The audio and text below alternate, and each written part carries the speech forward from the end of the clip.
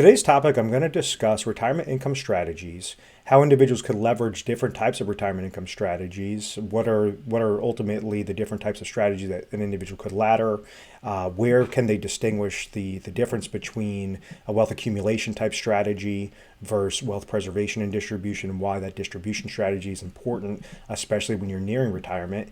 Go over a couple examples when individuals are about 5-10 years out from retirement, how they might want to create their pieces and create their accounts effectively and efficiently versus the individual that's either currently retired or only a couple months out from retirement, and how those individuals can go and kind of create a slightly different strategy with less risk. So there's going to be a lot of different things, regarding this video. At any point in time, if you want to speak with an advisor, speak with a specialist to talk further about your specific situation and need some help, feel free to give our 1-800 number a call. It's 1-800-566-1002, and make sure to reference this video. So for starters, what essentially happens is individuals are always on this accumulation mindset. And what's happening is when they first start working, they're just kind of out of sight, out of mind. They understand that they're making income. That income is going to be greater than or equal to what their expenses are. And then whatever's left over, that would be going into some sort of savings component. Think of it like a type of savings bucket. So an individual can go and create monies from their savings accounts. They could have these little extra monies go over into non-qualified brokerage related accounts. They could have their money sitting in 401k related accounts or employer sponsored plans such as 403b, the 401k, 401a, 457 plan, really based on what sort of employment that you possess. The most common type is going to be the 401k, and then you might have trickle downs of other areas that are going into IRA accounts or Roth IRA accounts. So ultimately what's happening is individuals are trying to place monies aside, and they're trying to have that money grow as they're working, and they're making more than what their expenses are, which is fine. That's known as a wealth accumulation strategy.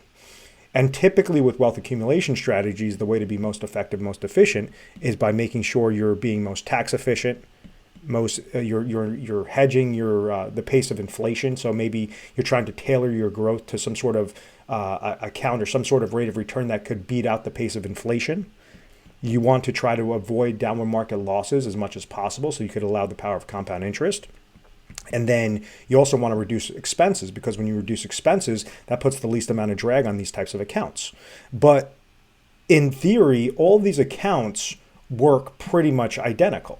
What do I mean by that? All of these accounts have that same concept of contributions and rate of return equals what this account balance is.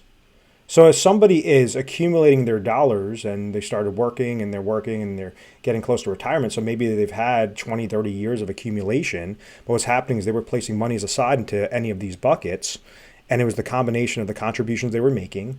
If, let's say, they were putting into an employer-sponsored plan, maybe they were getting a match, which is technically just a contribution, but from the employer side for that employee. So that was adding positives to this bucket. And then it's all based on the rate of return. So if somebody was sitting 100% to a fixed account, they know that this rate of return is going to be fixed. If, let's say, somebody was sitting in different investments and you had a combination of stocks, or let's say you were 100% invested in the stocks and the stock market went down, well, then there would be a negative to this account. If the stock market went up, then there would be a positive to this account. So the combination of contributions and rate of return equals what that account balance is, equals what basically the size of these buckets are, later on as you start nearing that retirement stage. Why are these buckets and the size of these buckets, why is that important when you start looking at retirement income strategies? The main reason why it's important is because you could leverage these buckets on a customized basis to make sure that it's matching up specific to your goal. So based on what your time horizon is, that's going to be one slice of the pie of really creating the proper retirement income strategy. Also your risk tolerance, because typically when individuals are trying to accumulate, they're saying, okay, well, I have all these years of accumulation. I could go and take on a bunch of risk on the rate of return side, because if the market goes down, it should pop back up within the next couple of years, and any of my losses, I should basically be able to grow those back. Well, when you start nearing retirement, you have that very small space of only a couple of years. You might not have that same time horizon. So that's where it would make sense to diversify or have less risk with your portfolios. Unfortunately, the number one mistake that's made is individuals are still off of this wealth accumulation mindset. and say, okay, well, I've grown this money to this much, so I should just be able to leave it invested and then just slowly pull out monies and everything should work out. And that's one type of strategy, but that's typically an unsuccessful strategy. A way on how to be more effective, more efficient is by making sure that you're scaling it out and you're saying, okay, these sorts of accounts are going to be meant for distribution only. What is the actual gap? Like, what is my goal that I have to create for this distribution strategy? And if you're using the smallest amount of dollars from your accounts as only as much as necessary, well, then you have as much money left over into your emergency needs and your growth related needs. Really, the end goal should be to try to leave as much money into your growth and your fun accounts as possible, but make sure that you're leveraging the smallest chips from your accounts to gravitate or to correlate to that specific income goal or that income gap. And what do I mean by that when I keep talking about income gap and understanding what your number is and all of that? And it's actually really simple to understand.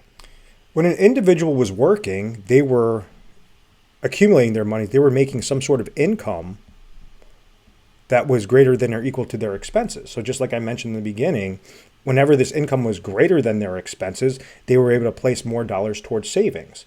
If their income, if they were living right at their means, if they were making $100,000 and they had $100,000 of expenses, well, then they weren't really saving anything, in their account. So that's obviously a problem. So this is meant more for the individual that said, I have these different buckets sitting there of $100,000 in this IRA account, $500,000 sitting in a 401k account, X amount of dollars in savings, but I don't know how to go and really create some sort of plan to utilize these accounts effectively.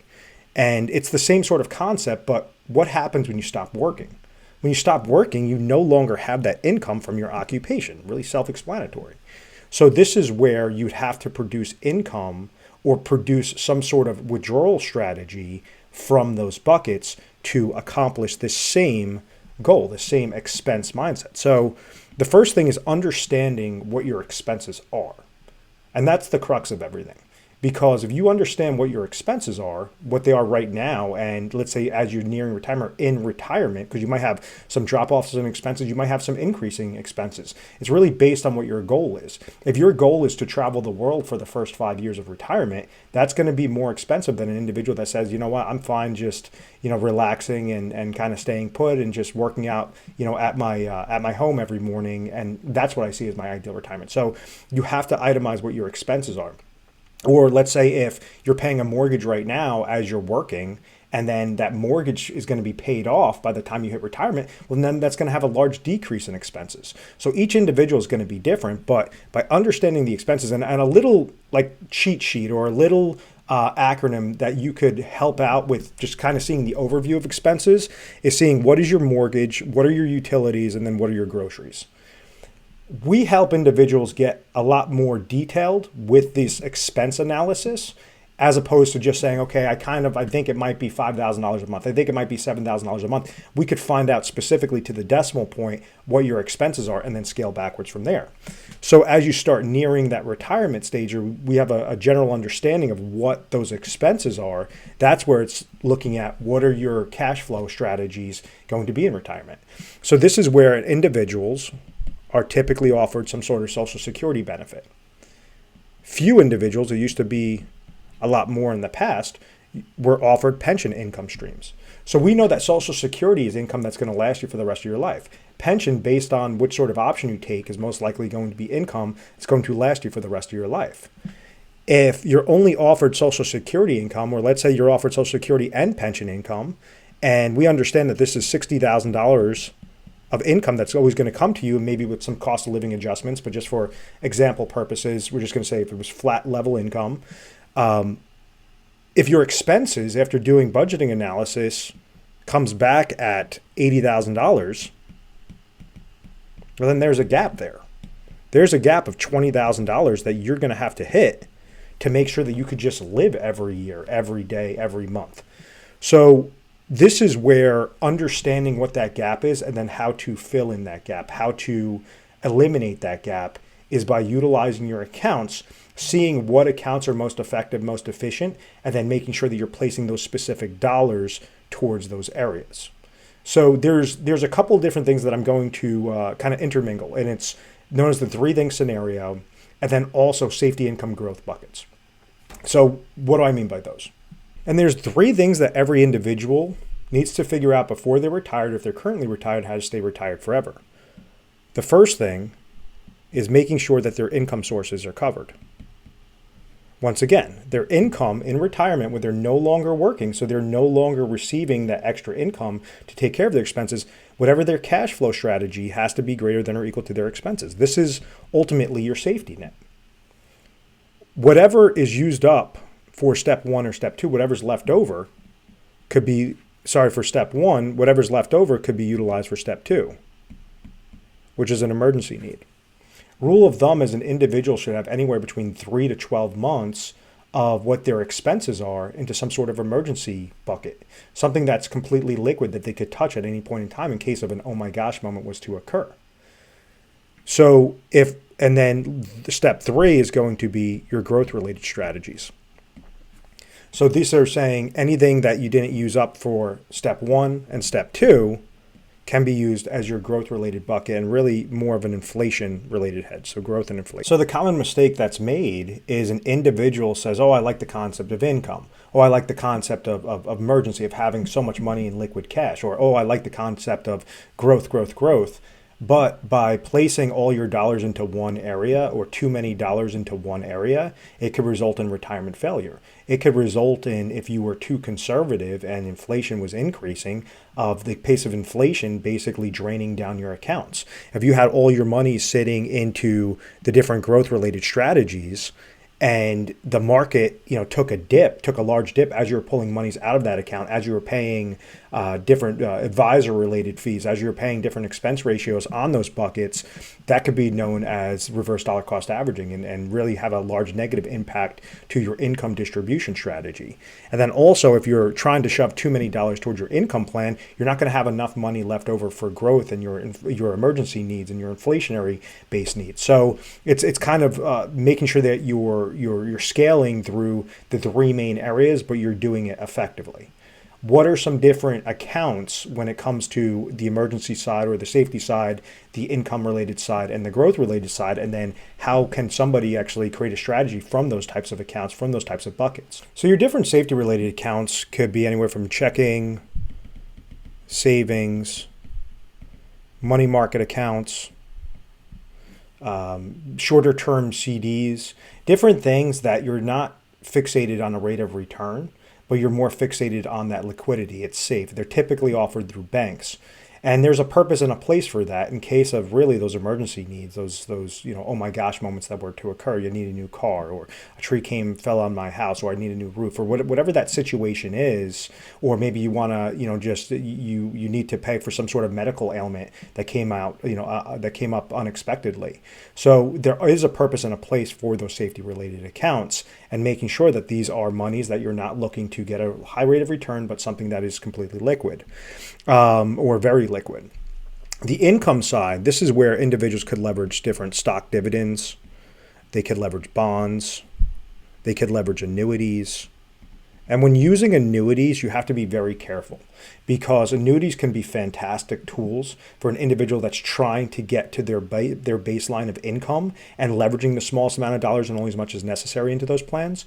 The downside to annuities is you have so many options available, and majority of the options are, excuse my language, dog shit. Meaning that you could have a superior company versus an inferior company, but that difference of cash flow that it's going to produce could be significant. And it could be the difference of somebody having to place $200,000 more dollars into the inferior product as opposed to $200,000 less dollars into that superior product.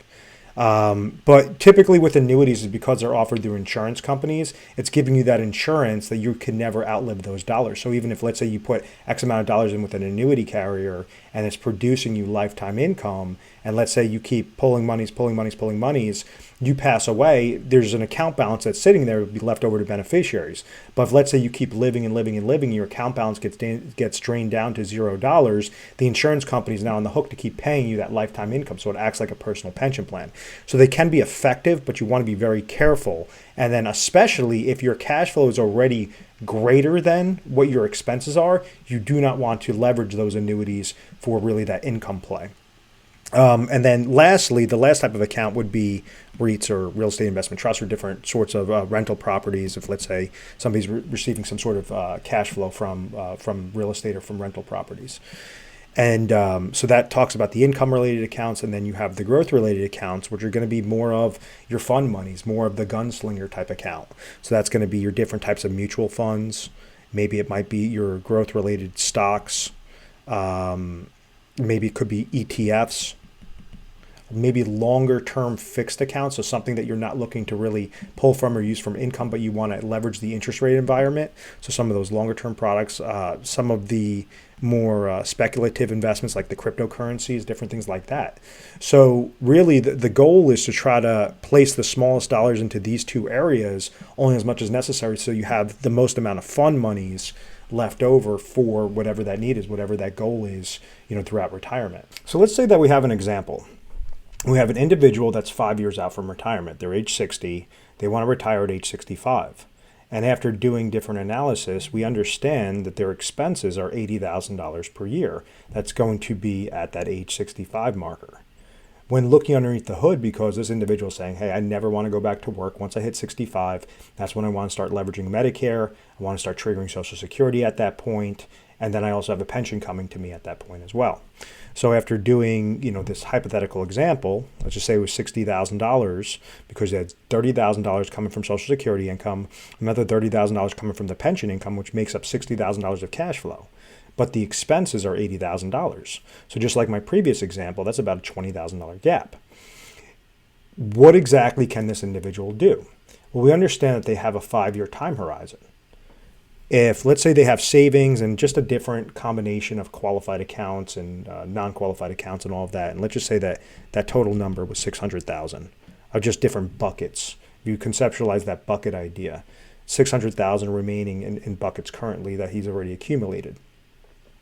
With this, now we could create different retirement income strategies to be very effective from his age 60 marker to his age 65. So we're creating some sort of laddering process to say, take a portion of your dollars, the correct portion into the income-related strategies, the emergency-related strategy, and the growth-related strategy. So based on those different sorts of accounts that I itemized, maybe this individual, in order to close up that $20,000 gap, it only requires $200,000 that could be placed towards those income-related accounts, towards those income-related buckets. And then now that would leave $400,000 remaining. So that step one, that income-related need, will be accomplished through $200,000 worth of money. So we're using the smallest dollars only as much as necessary, placing into the correct accounts. It's going to spit off the necessary $20,000 of cash flow to produce that, that nice level income for them, or that income strategy that's going to correlate to their expenses. Because we didn't use the full $600,000 towards that income strategy, now it allows this person to have more flexibility towards their emergency and their growth-related need. So with $400,000 remaining, maybe they go, and because their expenses are $80,000, this individual says, hey, you know what, I'll feel really comfortable, and it's really based on whatever your preference is. I feel really comfortable leaving about $50,000 to different safety-related accounts, emergency-related accounts, something that I could touch at any given moment. So with that, it now leaves $350,000 for their fund monies. And now this goes into risk tolerance. Based on what this individual's risk tolerance is, based on what they want to see, they have a ton of flexibility that they could leverage towards those growth-related accounts, towards those investment-related accounts. Really, if the market's going, kind of all over the place and it's volatile, it doesn't affect their plan. If you don't have income, you don't have a retirement. And that's the most important thing regarding retirement income strategies, creating those types of laddering processes to make sure that your sliver's coming to you at X date, so that just like you were going to work and you're receiving that paycheck every month, every couple of weeks, whatever that case is, you're receiving those retirement paychecks. So now you're able to go and live your retirement destination successfully. And that's really about picking off what the dream is. Whenever you're looking at your expenses, how to really itemize your expenses is you're going to want to put yourself into that retirement mindset. I absolutely would love, if I retired at this date, I want to do X, Y, Z. I want to make sure to wake up every morning, play golf, go fishing, whatever that is. And whatever that dream retirement, or maybe for the first couple of years, you want to go and travel, you want to be closer to the grandkids. So maybe you want to sell your house and downsize or whatever that is. Each individual is going to be different. Once you know what that picture is, then it's looking at your actual accounts and saying, okay, is this possible? Is this feasible? If it's yes, then how exactly can you make sure it's most effective, most efficient? Because if, let's say, you have, in this example, 350,000 remaining in your growth related strategies, that's a fantastic situation. You could do a bunch of different things and say, okay, well, you know what, the market did really well this year. I'm going to take an extra trip. Me and my wife are going to take an extra trip this year. Or you know what, the market didn't do so hot, so maybe we're going to just be fine with what we originally had set out. We don't want to go above what our expenses are until the market bounces back up. Because basically with anything in that growth related strategy, you're off of that wealth accumulation mindset as if you were accumulating your dollars, because you do have that longer time horizon, or at least you could take on more risk with those growth related accounts. You can't not take on that risk if you're dealing with income and you're dealing with emergency. Those would be more of those safety related strategies, more of those income related strategies, to make sure that you have that peace of mind that you can have a successful retirement. And let's say that we go through an example that this individual, let's say, is age 64 and they're going to be retiring within the year. Well, now there's going to be a difference there. So let's say if they had 600,000 of their accumulated assets, they're 64, this is their point A. Point B is their age 65, so they're very close there. Well, then maybe it may require, 250,000 or 300,000 to go towards different income-related strategies, because you do not have that longer time horizon of those 5 years of accumulation to allow those income strategies to really take full effect. So now it's cutting that time down to 6 months or 12 months, whatever that is. But there are little sweet spots for each income-related need. So maybe it would require 300,000 into that step 1 bucket, maybe still that 50,000 sitting in the step 2 bucket, and now the remaining dollar amount, 250,000, sitting in that step 3 bucket. So each situation is going to be different. So at the end of the day, it's not difficult. It's just understanding a couple of very important steps. Making sure that your income is going to be greater than or equal to your expenses, making sure that you have ample amount of emergency needs, and then making sure whatever you have left over in that growth-related need or that growth-related accounts, that they were being correlated to your risk tolerance, your different opportunities, that you have customization options to grow those accounts, the different opportunities that you may have available with your current situation. So like, let's say if you're handcuffed to a 401k account or 403b account, and you can't move those monies until after you hit the retirement stage. Well, what are your options available, and can you make sure that you're creating the most optimized growth related strategy on that? And then also fees. If you're able to eliminate the largest drag on your account, well, then that allows your account to have the furthest compound interest that would just grow your account further and further. So by making sure that you're sticking to the basics, you could go and create a plan for yourself. Now, for individuals that are really terrified, or they just say, there's just so many options available and I do not even know where to start, that's where we've created the retirement diet plan process. So what we did was we figured out the 4 most important areas of any sort of retirement plan, and then we show an individual how to create each area most efficient, most effective. So the reason why it's called the diet plan is because the D stands for distribution or income planning. So this will be a combination of, are you creating the maximized Social Security optimization strategy? Are you utilizing Roth conversions to pull monies from either taxable accounts or tax-free accounts, or the pre-tax accounts? Which one will mathematically work out the best possible way? If you're taking monies from tax-free accounts, how does that affect or help out the taxation on your Social Security income? So there's a lot of really neat things there.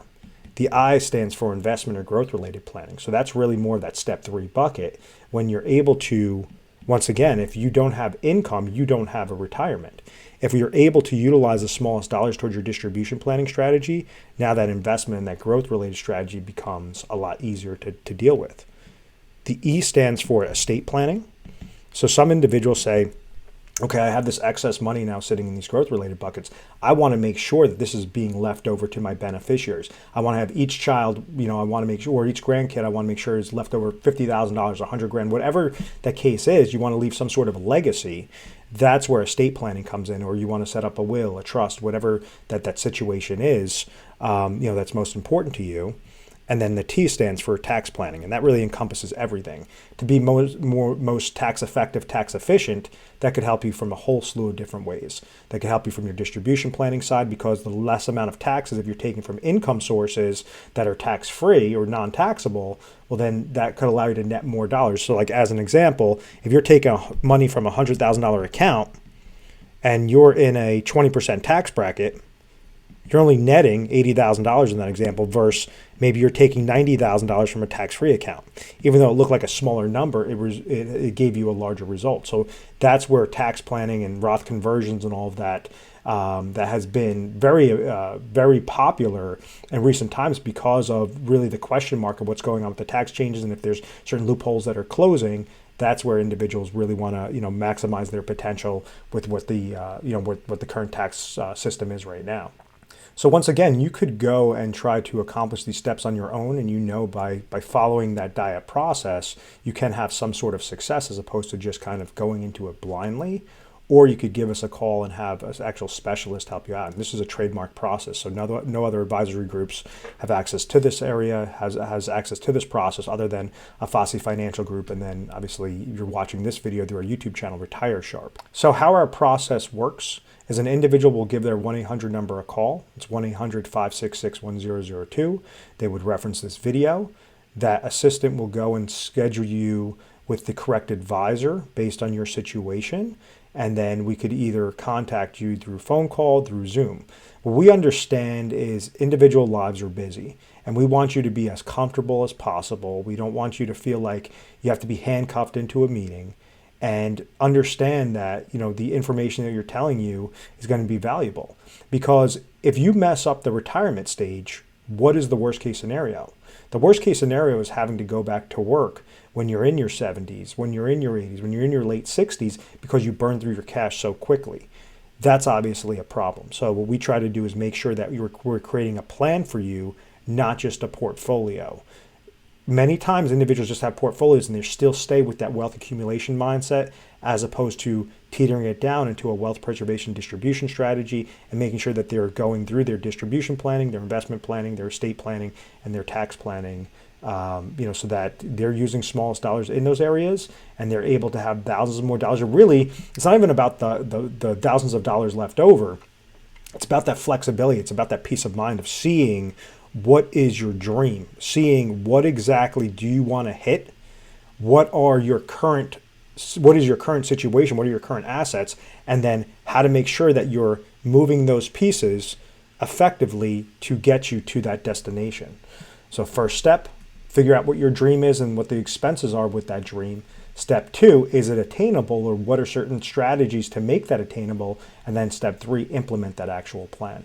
If you found value in this video, feel free to subscribe to our YouTube channel, Retire Sharp, so you can have access to the most updated videos. Thanks so much, guys.